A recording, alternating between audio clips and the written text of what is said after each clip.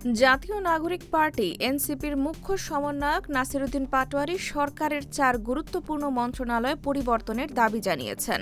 মঙ্গলবার সকালে নিজের ভেরিফাইড ফেসবুক পোস্টে তিনি বলেন, দেশের অর্থনীতি, স্বাস্থ্য, শিক্ষা ও অভ্যন্তরীণ নিরাপত্তা খাতকে আরও গতিশীল করতে অর্থমন্ত্রী, স্বাস্থ্যমন্ত্রী, শিক্ষামন্ত্রী ও স্বরাষ্ট্রমন্ত্রীকে পরিবর্তন করা উচিত।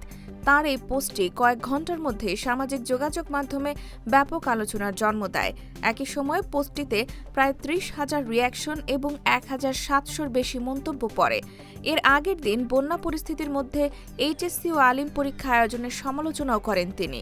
আরেকটি পোস্টে তিনি লেখেন, শিক্ষার্থীদের জীবন ও নিরাপত্তা আগে, পরীক্ষা পরে। বন্যা পরিস্থিতি বিবেচনায় দ্রুত ও মানবিক সিদ্ধান্ত নেওয়ার আহ্বান জানান এনসিপির এই নেতা। পরপর 2 ইস্যুতে তাঁর অবস্থান এখন সামাজিক ও রাজনৈতিক অঙ্গনে নতুন আলোচনা তৈরি করেছে। IBTV USA, new York.